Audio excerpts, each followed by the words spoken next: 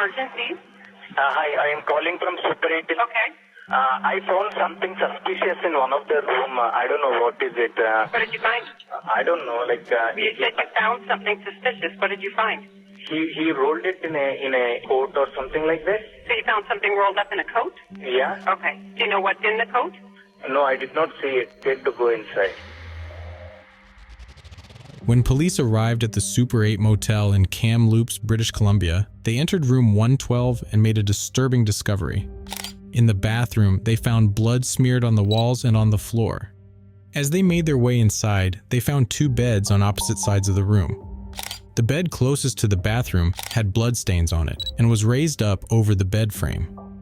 Something was poking out from under the bed. Officers removed the bed and the mattress and found a sleeping bag which was also covered in bloodstains. When they unzipped the bag, they found it stuffed with blood-soaked towels and the deceased body of a woman wearing nothing but underwear. The woman had sustained multiple blunt force injuries to her head and had clear strangulation marks around her neck. At this point, officers knew that they were dealing with a murder and called in homicide detectives to take over the investigation. The victim was identified as 52-year-old Deborah Novacluse, a woman who lived in Abbotsford, about 200 miles from the hotel. Deborah, who was known as Debbie by her friends and family, was described as fun, caring, and always smiling. She loved anything that had to do with horses and would spend most of her free time feeding them and going horseback riding. She even participated in a local rodeo circuit where she won multiple awards. Debbie had been married to her husband Mac for 20 years, and the two of them shared a passion for riding motorcycles. They were frequently seen riding through town together and rarely spent their free time apart. That is, until tragedy struck just a few months prior when Mac suddenly had a fatal heart attack. Debbie was hit hard by her husband's death, and she started going away on trips during weekends to get her mind off of her loss. Detectives needed to find out who else was in the room over the past few days. The hotel staff identified the person who booked the room as David Albert and described him as an older man who looked to be in his late 40s to mid-50s. Police took down his phone number and credit card and requested warrants to locate his phone's location and to gain access to his bank activity. While canvassing the hotel, detectives spotted several cameras in and around the building. The hotel manager confirmed that the cameras had been recording and offered police access to the footage. Just past midnight on the night prior, David was captured on camera returning to the hotel after having spent the day out and was wearing a very distinct outfit. He had on a cowboy hat, a flannel shirt, jeans, and a pair of cowboy boots. As he makes his way through the reception area, two people can be seen sitting in the lobby, who then get up and follow him as he walks inside.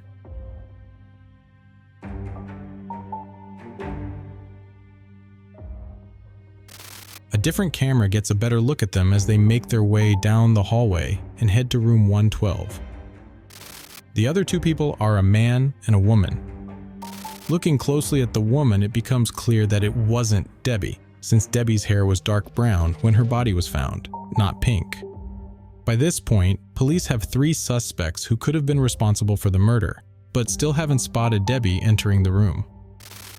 Switching to the footage from the day before that, David can be seen walking into the hotel parking lot, wearing the same cowboy getup.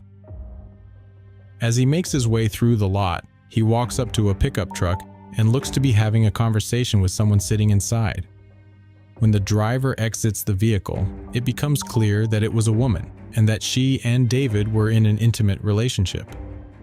David then grabs her bag, and the couple walk into the hotel together, holding hands.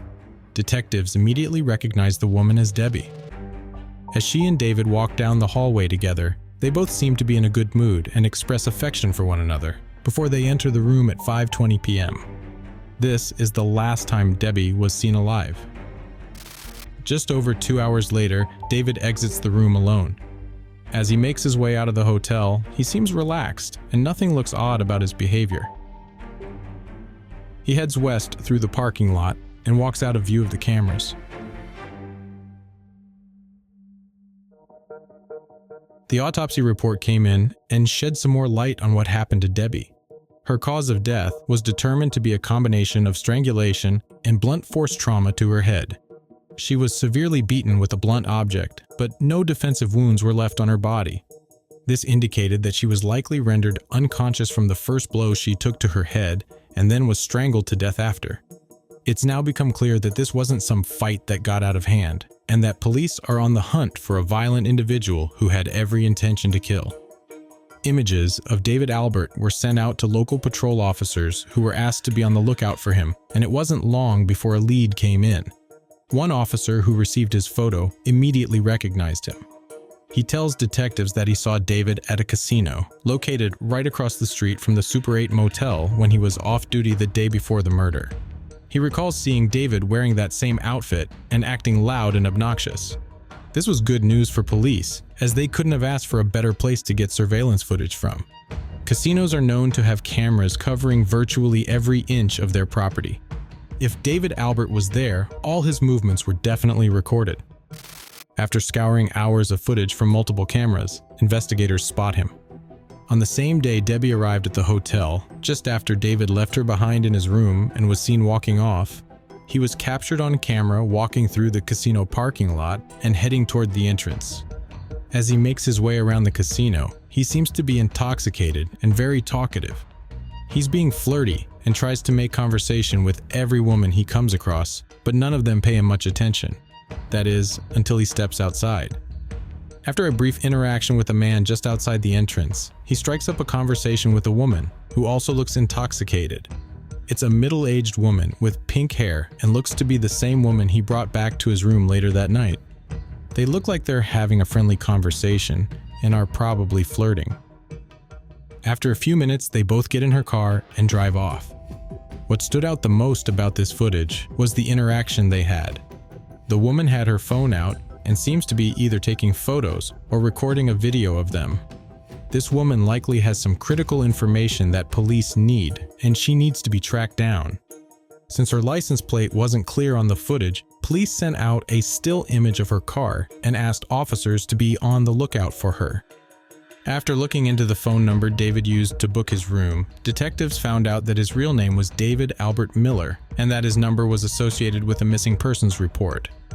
David's wife had recently walked into a police station and reported him missing. She told police she suspected that he may have run off with a woman by the name of Deborah. Later that same day, a patrol officer spotted the car belonging to the woman who was seen with David on the night of the murder. She tells officers that she met David for the first time that night, after he whistled at her outside of the casino. She said that she was on Facebook Live at the time and shared the video with detectives. Thank you. No, let's do this again. Okay, then just wait. Let's turn it around. Free drinks at Super 8, room 112. Did you guys hear that? There's free drinks at the Super 8. 112, room 112. But I have a friend at the house, so are they allowed to come too? Yep. What if it's a male friend? I don't care. David invites the woman to his room at the Super 8 motel, and she agrees to go, but only if she could bring her male friend along. David agrees, then pulls out his driver's license and shows it to her on camera. Anyways, this is me. Okay, do you guys see this? If anything happens to me... Once again, police could not have asked for better evidence. After leaving the casino with David, the woman says that they went to pick up her friend, and then all three of them went straight to the motel. After entering the room, she says that she saw a woman inside, who introduced herself as Deb. All four of them started drinking and were having a good time, but after a while, she and her friend felt tension in the room. It became clear that there was some type of conflict between David and Debbie, and by 4 a.m., she and her friend decided that it was time to go. The woman tells detectives that Debbie was definitely alive when they last saw her, and that anything that happened to her must have happened after they left. By 8:42 that same morning, David leaves the room dragging a luggage bag and heads to the parking lot where Debbie's car was parked. After dropping off the bag in the car, he retrieves something from the back seat and walks back to the hotel. As he walks inside, it becomes apparent that he's holding a sleeping bag, the same sleeping bag Debbie's body was wrapped in. After stuffing her body in it and placing it under the bed, he walks back out with another bag. He then leaves the motel for the last time and drives off in Debbie's pickup truck. Another lead came in from David's phone carrier. His cell phone was tracked to Ontario, thousands of miles across Canada. The only way he could have traveled there that fast was if he boarded a flight. CCTV footage from Calgary Airport confirmed this. David was captured on camera buying his ticket, going through security, then boarding his plane. Using his phone log and bank records, David was located and law enforcement in Ontario was sent to keep an eye on him. Detectives followed closely behind him as he hitchhiked and made his way south toward the US border. At some point, David was spotted walking into a car dealership with a bag over his shoulder. When he walks back out a few minutes later without it, officers enter the dealership and locate the bag. When they opened it, they found his airline ticket and the clothes he was wearing over the past 2 days, soaked in Debbie's blood. Police now had all the evidence they needed for a murder case, and David was arrested and brought in for questioning. A lot of things still are cloudy. And I don't have all the answers for you. It blew me away. I can't believe I'm here being charged with murder. Are you sorry for what happened, Dave? I don't know. If I did it or not. At first, David acts as if he has no idea what's going on or why he was even arrested. He says that he'd been drinking so much that he doesn't remember anything from the past few days. Detectives, however, continue pushing for answers and get him to start talking. How did she die, Dave? Suffocated. I had sex with her, if that's what you're asking. She told me to get rough with her. What'd you do to her? Choked her. David now claims that he choked Debbie while they were having sex and accidentally caused her death. But police know this isn't true, since the evidence paints a completely different picture. What's puzzling me a little bit is that you're saying that it was just sex and it was an accidental, but I know what she looked like when I saw her. The pictures of her. Tried to tie her up.